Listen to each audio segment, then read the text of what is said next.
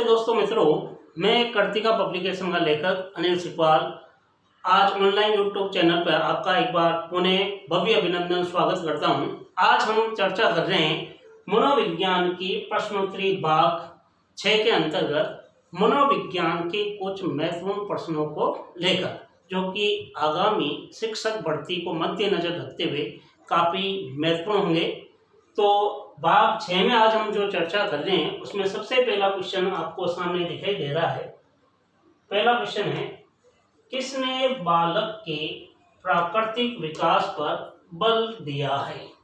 यानी बालकों के प्राकृतिक विकास पर कौन है जिसने बल दिया?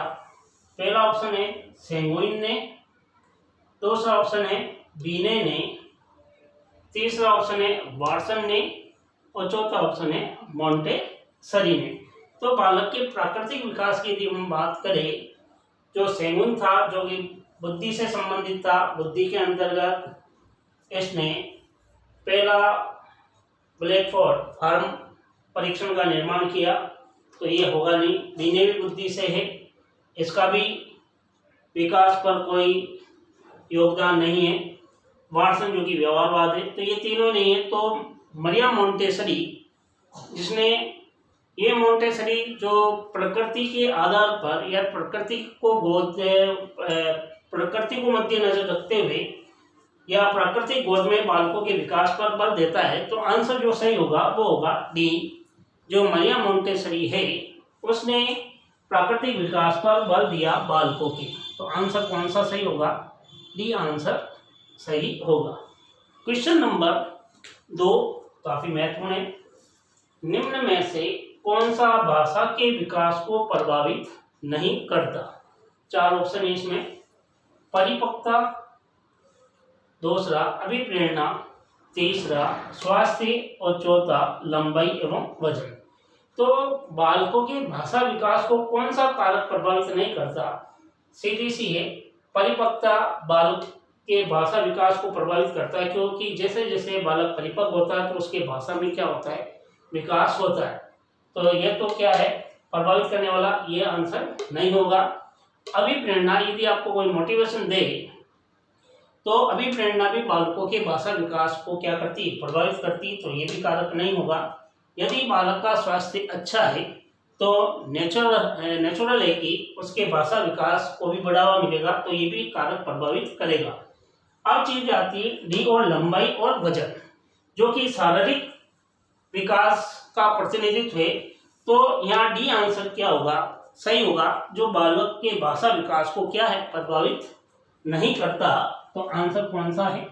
डी आंसर सही है। क्वेश्चन नंबर 3 काफी महत्वपूर्ण है, पिछली भर्ती परीक्षाओं में ये क्वेश्चन पूछा भी गया है। शारीरिक विकास का क्षेत्र है, पहला ऑप्शन है स्नायु मंडल है, दूसरा ऑप्शन स्मृति है, तीसरा ऑप्शन अभिप्रेरणा है और चौथा ऑप्शन समायोजन है। तो शारीरिक विकास की यदि बात करें तो शारीरिक विकास का संबंध किससे है? स्मरण शक्ति जो कि बौद्धिक विकास का प्रतिनिधित्व करती है, अभिप्रेरणा जो सीखने का प्रतिनिधित्व करती है, समायोजन जो एडजस्टमेंट कहलाता है, समझने पर आधारित है, और स्नायु मंडल को हम दूसरे रूप में शारीरिक विकास कहते हैं।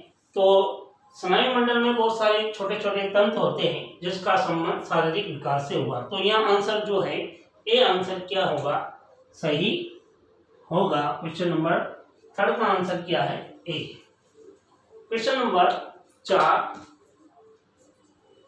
काफी महत्वपूर्ण है, कई भूतपूर्व भर्ती परीक्षा में क्वेश्चन को पूछा गया। शारीरिक शिक्षा का स्वर्ण युग कहते हैं या शारीरिक शिक्षा का स्वर्ण युग कहलाता है।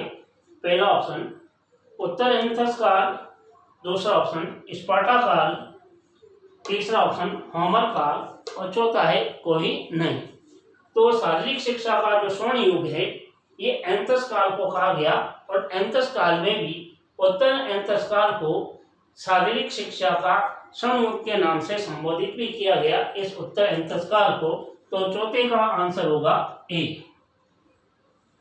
क्वेश्चन नंबर 5 काफी महत्वपूर्ण है। हकलाने का मनोवैज्ञानिक कारक या कारण। हकलाने का कौन सा मनोवैज्ञानिक कारण होता है? पहला ऑप्शन, घर तथा विद्यालय का तनावपूर्ण वातावरण के कारण बालक हकलाता है क्या? दूसरा, शब्द और भंडार न होना या शब्द भंडार की कमी। तीसरा ऑप्शन, त्रुटिपूर्ण वाक शैली, बोलने में गलती करना। चौथा ऑप्शन, संवेगों का तीव्र प्रभाव। तो यदि मनोवैज्ञानिक कारक मानते हैं हकलाने का, तो घर तथा विद्यालय का तनावपूर्ण वातावरण का कोई इस पर प्रभाव नहीं रहता बालक के हकलाने में। शब्द भंडार नहीं हो तो भी हकला नहीं सकता, तो ये भी इसका कारक नहीं है। यदि वाक शैली, बोलने में कोई त्रुटि है तो भी हकलाने में कोई मनोवैज्ञानिक। तो अत्यधिक संवेगों का जो तीव्र प्रभाव है, यानी कि अत्यधिक संवेग आपकी तीव्र गति से प्रभाववान हो रहे हैं, तो निश्चित है कि बालक के हकलाने में क्या आएगी? कोई ना कोई हकलाने का मनोवैज्ञानिक कारक होगा। तो आंसर जो 5वें क्वेश्चन का है वो आंसर होगा डी। कौन सा होगा? डी आंसर होगा। क्वेश्चन नंबर 6, बच्चे दुनिया के बारे में अपनी समझ का सर्जन करते हैं, इसका श्रेय किसको दिया गया? पहला ऑप्शन है स्किनर को दिया गया। दूसरा ऑप्शन, पावलो को दिया गया। तीसरा ऑप्शन, कोलबर्ग को दिया गया।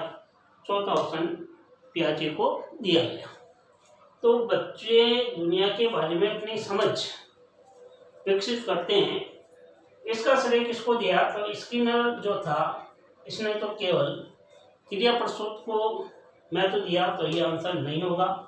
पावलो ने अनुबंधन को महत्व दिया, तो ये भी आंसर नहीं होगा। कोलबर्ग जो कि नैतिक विकास को महत्व देता है, और पियाजे जो था जिसने संज्ञानात्मक सिद्धांत दिया, और संज्ञान का अर्थ होता है जानना, और जानना एक तरह से क्या है? समझ विकसित करना कहलाता है। तो यह आंसर जो होगा वो है डी। क्या होगा? डी, पियाजे जो ने बताया कि दुनिया के बारे में अपनी समझ का सर्जन करते हैं बच्चे। क्वेश्चन नंबर 7, पाठ्यक्रम शिक्षण के कौन से चर में आता है? पाठ्यक्रम शिक्षण के कौन से चर में आता है? नंबर 1, आश्रित चर में। नंबर 2, मध्यस्थ चर में। नंबर 3, स्वतंत्र चर में। और नंबर 4, सभी में। तो सीधी सी बात है, शिक्षण के देखे जाए तो जो कुछ मानक चर बताए गए, एक तो होता है आश्रित चर जो कि शिक्षार्थी केंद्रित, शिक्षार्थी आता है, तो ये तो आंसर होगा नहीं। दूसरा, स्वतंत्र चर जिसमें शिक्षक की महत्वपूर्ण भूमिका होती है। इन दोनों के मध्य एक मध्यस्थ चर होता है जिस पर पाठ्यक्रम टिका रहता है, और सभी में तो आंसर कोई है नहीं। तो आपका जो यहाँ आंसर हो रहा है, बी ऑप्शन सही हो रहा है, मध्यस्थ चर। कौन सा होगा? मध्यस्थ चर आंसर होगा।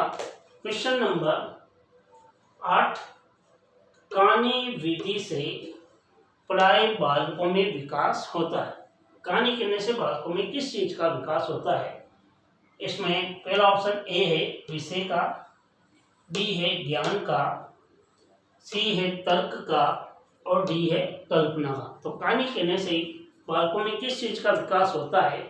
तो सीधी सी बात है, विषय वस्तु का इतना ज़्यादा महत्व नहीं रहता कहानी में। ज्ञान स्वतः ही कोई भी चीज़ कहने पर भी हो जाता है।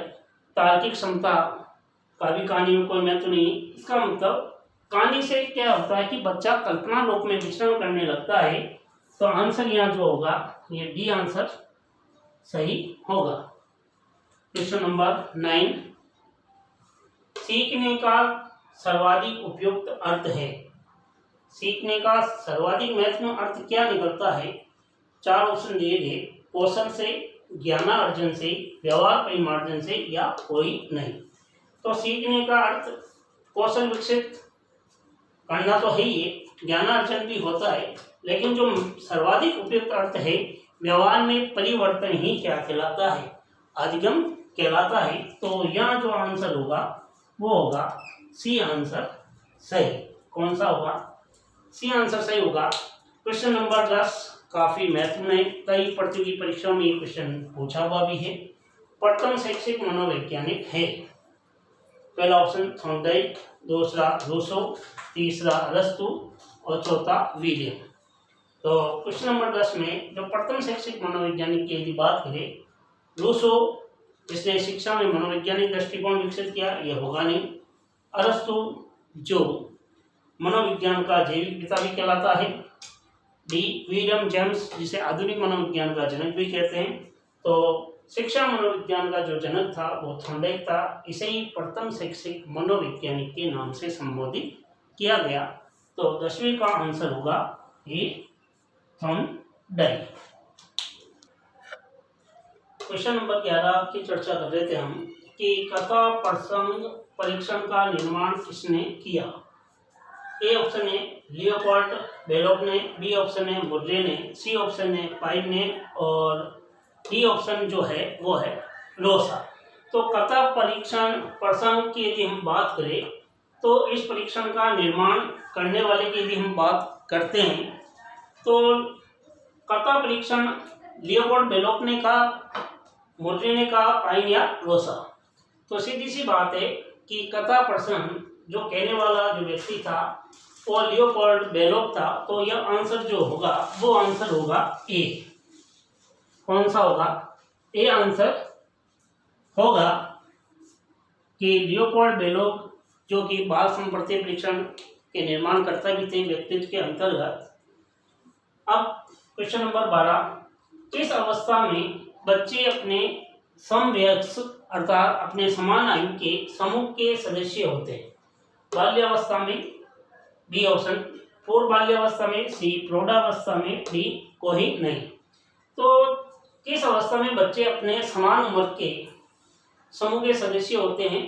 तो वो है पूर्व बाल्यावस्था। बाल्यावस्था में तो रहते ही है, लेकिन पूर्व बाल्यावस्था में समूह के प्रति अत्यधिक सक्रियशीलता रहती है, जिसके कारण यहाँ जो आंसर हो रहा है वो आंसर हो रहा है बी सही। कौन सा है? बी सही। क्वेश्चन नंबर 13, आत्म केंद्रित व्यक्ति होता है, अंतर्मुखी होता है, बहिर्मुखी होता है, उभयमुखी होता है या सामाजिक होता है? आत्म केंद्रित जो स्वयं में केंद्रित होता है, सीधी सी बात है, जो स्वयं में केंद्रित होता है वो अंतर्मुखी होता है। जैसे वैज्ञानिक आविष्कारक ये सारे के सारे अंतर्मुखी है। बहिर्मुखी मिलनसार प्रवृत्ति का होता है। उभयमुखी दोनों प्रकार की गुणों से युक्त होता है। सामाजिक जो सामाजिक कार्य में रुचि रहता है। तो आत्मकेंद्रितता का संबंध यहाँ जो होगा वो होगा ए अंतर्मुखी से। काफी महत्वपूर्ण क्वेश्चन है, पूछा हुआ है।